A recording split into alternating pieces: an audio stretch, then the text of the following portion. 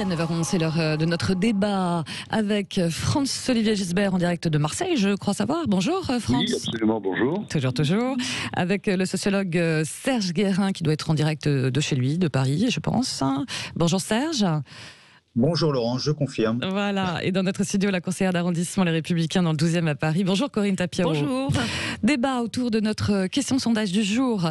Êtes-vous prêt à vous faire vacciner sur votre lieu de vacances pour éviter de gâcher l'été? Alors gâcher l'été, l'expression est d'Olivier Véran, je pense que vous l'avez retenu aussi, puisque dès demain, on pourra se faire vacciner partout, dans n'importe quel centre, et notamment sur nos lieux de vacances. Alors pour l'instant, nos auditeurs, je pense que ça ne surprendra pas forcément Franz-Olivier Gisbert, répondent non à 92%, avec beaucoup de commentaires qui reprochent notamment au gouvernement de mettre la pression sur les non-vaccinés et surtout de monter les non-vaccinés contre les vaccinés, de créer une nouvelle fracture de la société. Qu'en pense Franz-Olivier Gisbert? Évidemment, moi je fais partie, je suis désolé, chère Laurence, des 8%. Au départ, des évidemment... 8%.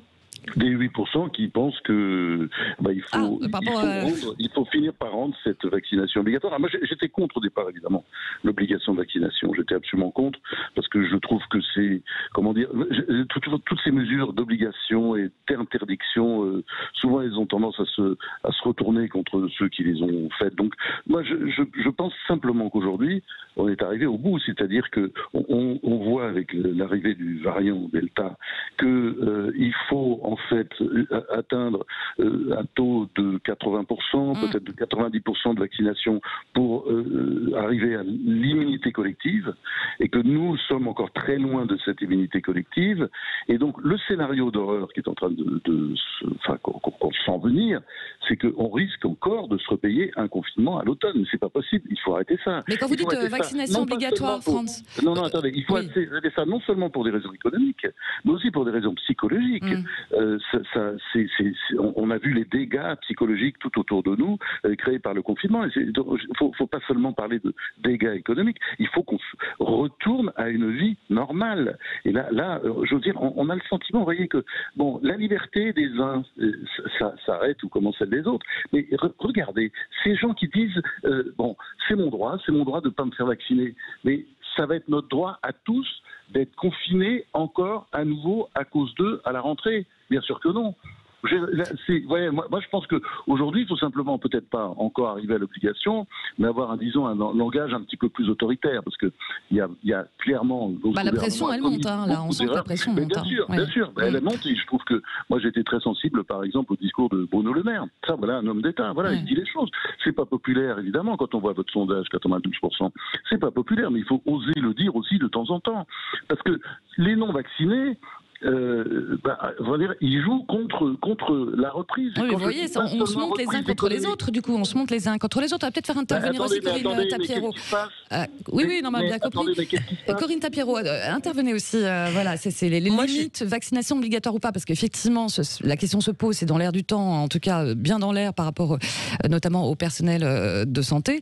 Quelle est votre position là-dessus? Moi, ma position, c'est qu'on a un gouvernement qui n'a fonctionné que par injonction contradictoire depuis le début de cette crise. Donc il y a une vraie perte de confiance dans la parole politique, et ça, c'est vraiment très très inquiétant. Et quoi qu'ils disent et quoi qu'ils fassent, ça sera remis en cause. Ce qui me dérange dans ces injonctions aujourd'hui, et d'ailleurs quand M. Véran, le ministre Véran, dit que ça va gâcher l'été, je pense qu'on s'est précipité à tout réouvrir précisément pour sauver et les sols et la saison estivale. Faut quand même pas se leurrer. Mais ce qui me gêne beaucoup, c'est cette pression qui est mise sur les soignants, qu'on encensait aux fenêtres à 8h le soir pendant le premier confinement, qu'on désigne un petit peu à la vindicte populaire. Mais je m'étonne quand même que lorsqu'on est dans un milieu médical où on est confronté à ce virus en permanence finalement, et que l'on sait que la première maladie nosocomiale à l'hôpital aujourd'hui est le Covid, je m'étonne que eux spontanément ne choisissent pas de se faire vacciner. Alors il y a 36% des soignants qui ne sont pas vaccinés dans les hôpitaux, jusqu'à 44% dans les EHPAD. Serge Guérin, vous qui connaissez bien quand même, qui travaillez énormément avec notamment tous les professionnels des maisons de retraite et des EHPAD, vous comprenez, vous, ce scepticisme à l'égard de la vaccination de certains soignants ou pas? Comment vous l'expliquez? Alors oui, comment on l'explique, c'est vrai que plus on descend, on va dire, dans l'échelle sociale au sein des établissements, moins les gens sont convaincus de se faire soigner. Il faut rappeler que les personnes, les auxiliaires de vie et autres, ne sont pas des gens qui ont une compétence médicale, qui ont fait des études en santé. C'est des gens qui ont souvent d'ailleurs fait assez peu d'études et qui ont surtout une qualité humaine souvent extraordinaire. Et c'est ça, je dirais, presque leur rapport majeur.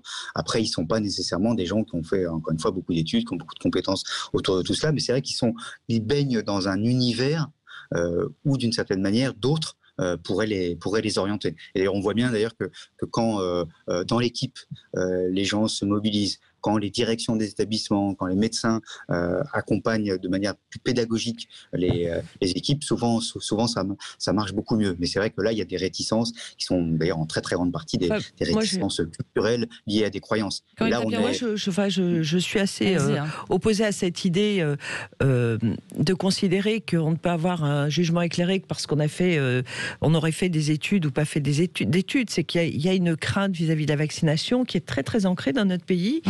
Et qui remonte à bien plus loin que la crise du Covid, et qu'il y a cette incertitude. On a eu quand même des discours qui disaient jamais on ne pourra produire un vaccin en moins d'un an, puis finalement ce vaccin a été produit. On a eu des critiques très très violentes contre les traitements du professeur Raoult à Marseille parce qu'il n'y avait pas de recul. Donc finalement on induit dans l'esprit des gens qu'on est en train de travailler à l'aveugle. Et je crois que c'est sur ça qu'il faut lutter.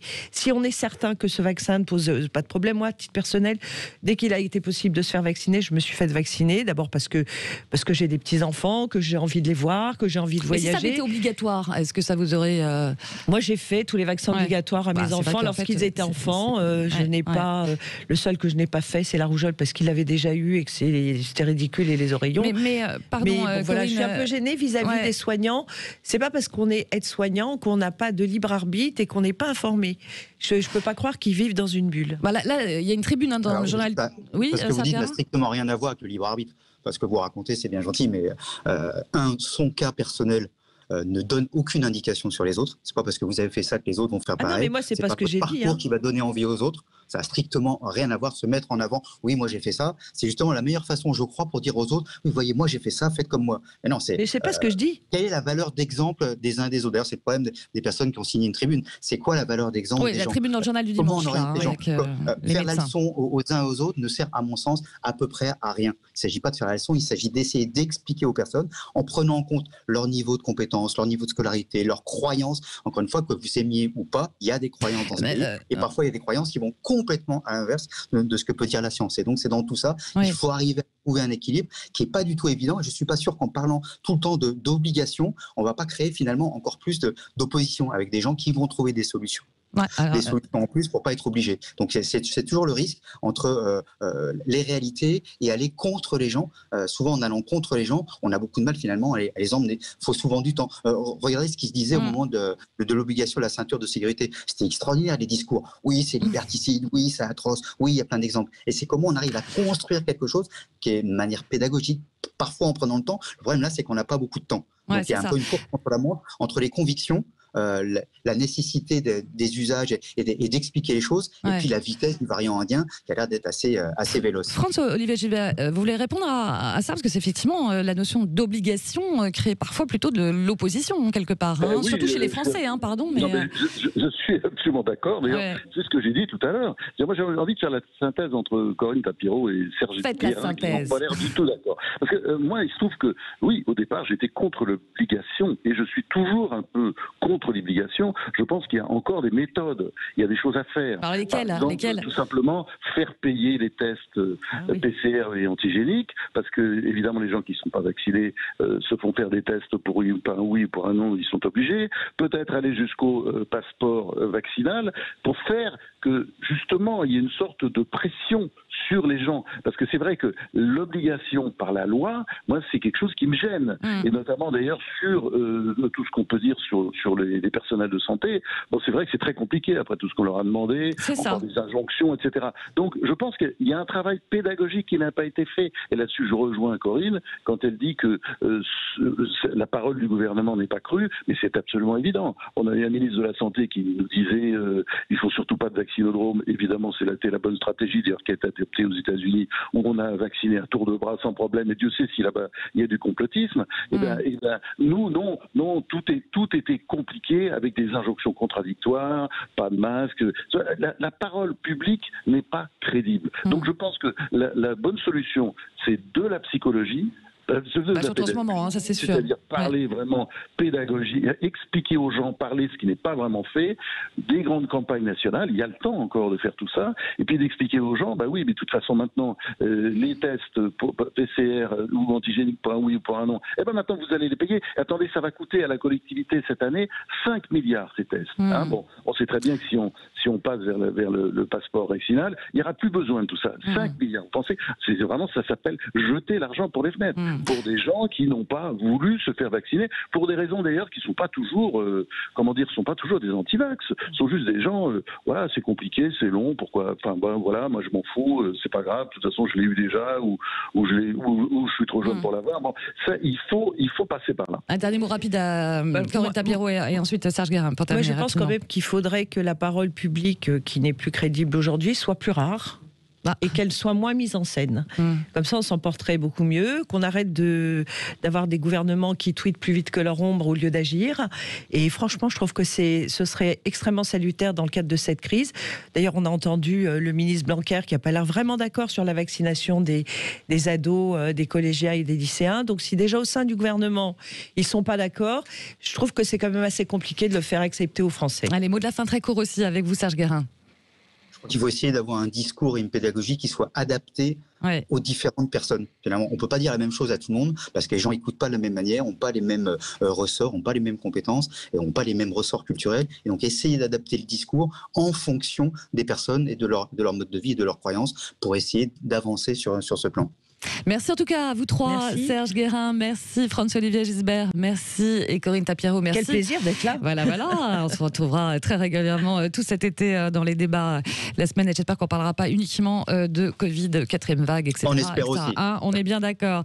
Merci, bon week-end pour dimanche à vous.